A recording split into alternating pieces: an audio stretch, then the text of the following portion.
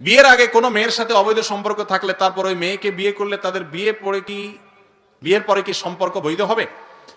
হ্যাঁ ভাই, বিয়ের আগে যদি অবৈধ সম্পর্ক থাকে, বিয়ে করে নিলে তাদের বিয়ে পরবর্তী সম্পর্কটা বৈধ হয়ে গেল।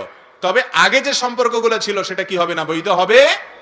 সেগুলোর জন্য আল্লাহর কাছে চোখের পানি ফেলে লজ্জিত হয়ে অনুতপ্ত হয়ে নিজেকে শাসন করে ভৎসনা করে মাপ চাইতে হবে। ভবিষ্যতে কখনো হারাম রিলেশনে যাবে না, সে মর্মে তওবা করতে হবে। আমাদের অনেক ভাইরা মনে করে প্রেম করে যার সাথে হারাম প্রেম করছে, এটার নাম তো আসলে প্রেম না, এটার নাম বাউতাবাজি।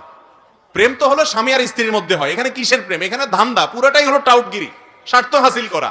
ছেলে মেয়ের পিছে গুড়গুড় করে তার ধান্দা হাসিল করলে এবার দৌড়ের উপরে থাকে, এবার যে মামলা দেয়, হ্যাঁ বিয়ের প্রলোভনে দর্শন হয়েছে, আন হয়েছে, তান হয়েছে। এগুলো সবই বাউতাবাজি, স্বার্থ ছাড়া এখানে কিছু নাই। প্রেম মহব্বত গদগদ করে অনেক কিছু দেখবেন, মূল জিনিসটা হলো স্বার্থ, এছাড়া আর কিচ্ছু না। এগুলো সব প্রলেপ, শয়তান আমাদেরকে বিপদগামী করার জন্য এই সমস্ত ভালোবাসা উতরায় এবং দেখায় আমাদেরকে। মনে রাখবেন, অনেক ভাইরা মনে করেন যার সাথে অবৈধ সম্পর্ক থাকে বিয়ে করলে বোধহয় আগের সব মাফ হয়ে যায়, কালো টাকা সাদা করার মতো। এরকম কোন সিস্টেম নাই। বিয়ে করা যাবে ঠিক আছে, কিন্তু আগের কাজের জন্য আল্লাহর কাছে ঠিকই কি করতে হবে? তওবা করে মাপ চাইতে হবে। তবে হ্যাঁ, এটা ঠিক, যেটা চিটারি করে মেয়েরে বিয়ে করবে বলে সারা জীবন বদমাইশি করেছে, হারাম কাজ করেছে, হারাম রিলেশন রেখেছে, সে এরপরে মেয়েরে সেকা দিয়ে আরেকটারে বিয়ে করে বসে থাকলো। ওই বাটপারের চাইতে এই দ্বিতীয় যেটা কথা রাখছে, সে অন্তত ওই কথার গুণাটা, অর্থাৎ কথা ব্যতিক্রম করার গুণাটা সে করলো না, এতটুকু বলা যায়। কিন্তু সেও হারামের সাথে সম্পর্ক করছে, এই জন্য দুজনকে তওবা করতে হবে। এরপর প্রশ্ন হলো, হারাম সম্পর্ক থেকে কিভাবে ফিরবো? ফিরার পথ তো খুব সোজা।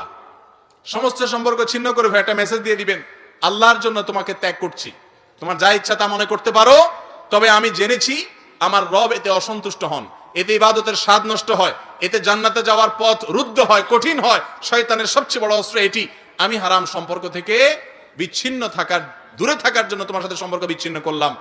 যদি নসিবে থাকে, সে যদি ভালো হয়, তাহলে তার বিয়ের প্রস্তাব দিতে পারেন বাবাকে, অন্য মুরব্বীদের মাধ্যমে বিয়ে শাদী করতে পারেন। ততক্ষণ পর্যন্ত সম্পর্ক কাট আপ থাকবে, নাম্বার বন্ধ করে ব্লক করে দিবেন। সে হয়তো মনে করবে বাটপারি করছেন। এখানে একটা বড় সূক্ষ্ম বিষয় আছে। ইবলিস তখন যুবকদেরকে বুঝায় যে এই বেঈমানিটা করবি, ঠিক হবে মেয়েটার সাথে, এই রোগটা আছে, কিন্তু আছে না নাই? যুবকদেরকে তখন ইবলিসের ব্যাপারটা এরকম ডেঞ্জারাস দেখেন। ইবলিস কিন্তু আপনাকে ফুসলাবে, যখন দেখাবে ডাইরেক্ট আপনারা দিয়ে হারাম কাজ করানো যাচ্ছে না, তখন এবার এমন এমন আইডিয়া নিয়ে আসবে, আপনি নিজে বলবেন হ্যাঁ তাই তো ঠিকই তো। একটা মানুষের সাথে বেঈমানি করা তো উচিত না। কিসের ইমানি বেঈমানি? 2 নম্বরের চুক্তি করেছেন, ওটা ভঙ্গ করা ওয়াজিব, সেটা আল্লাহর জন্য। তাতে তিনি যদি ভুল বুঝেন, কিচ্ছু করার নাই। হ্যাঁ, আপনার দ্বারা তার যদি ক্ষতি হয়ে থাকে, তাহলে ক্ষতিপূরণ করার চেষ্টা করবেন, উপযুক্ত বিয়ে দেওয়ার চেষ্টা করবেন, যা দরকার সেটা করবেন, কিন্তু সম্পর্ক রাখা যাবে না। যুবকরা ভালো করে শুনে রাখেন, আল্লাহর জন্য যদি কোনো হারাম রিলেশনকে কোরবানি করতে পারেন, আল্লাহর কসম, আল্লাহর কাছে আল্লাহর নৈকট্য অর্জন করার জন্য এর চাইতে বড় মাধ্যম যুবকদের জন্য খুঁজে পাওয়া কঠিন। হিম্মত দরকারের জন্য সৎসাহস দরকার, আর কিছু না। আল্লাহ তাআলা আমাদেরকে তৌফিক দান করুন। আলহামদুলিল্লাহ, আমার বয়স 18। কিভাবে বাড়িতে বিয়ের কথা বলবো? যুবকরা সব বিয়ের জন্য অস্থির। ভাইরে, আমি তো বলি, এখানে অভিভাবকদের দায়িত্ব হলো উপযুক্ত হয়ে গেলে সন্তানকে বিয়ে দিতে দেরি না করা। আর সন্তানের দায়িত্ব হলো বয়স 18 হয়েছে, বাড়িতে বিয়ের কথা বলার দরকার নাই। পয়সা কামানোর পিছে লাগেন, সিরিয়াসলি পয়সা কামান। কিচ্ছু না পারলে রিক্সা চালান, দূরে যায় চালান, যেভাবে হোক পয়সা উপার্জন করেন। আমাকে জিজ্ঞেস করে, ভাই দোয়া শিখাই দেন, যেটা পড়লে বিয়ে হয়ে যাবে। দোয়া পড়লে বিয়ে হয়ে যাবে, এত সোজা না তো ভাই। পয়সা কামান, বাপ্পা যখন দেখবে ছেলে কামাইতেছে বিয়ে দিবে, বাপমা দেয়া লাগবে না, মেয়ের বাপরা এসে জোর করে মেয়ে দিতে বাধ্য হবে। পয়সা কামান, উপার্জন করেন। অলস থাকবেন বৈশা বৈশা সুবহানাল্লাহ আলহামদুলিল্লাহ পড়বেন আর বলবেন যে হুজুর বিয়ে করে দেন, এত সহজ না।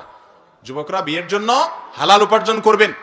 মুরব্বীরা যেরকম বিয়ে দিয়ে দেওয়া উচিত, যুবকরাও বিয়ের জন্য নিজেকে উপযুক্ত করা উচিত, চেষ্টা করা উচিত।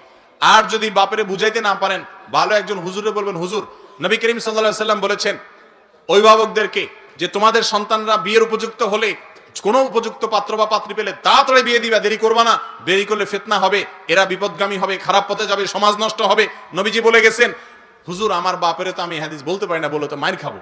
তো আপনি একটু বুঝান, ফুসলায়া ফাসলায়া হুজুরে ওই মুরব্বীর সাথে লিঙ্ক করায় দিবেন। হুজুর ফুসলা ফাসলা রাজি করাতে পারলে আলহামদুলিল্লাহ কিল্লা ফতে, কিন্তু আপনার কাজ আপনাকে করতে হবে, উপার্জন করতে হবে।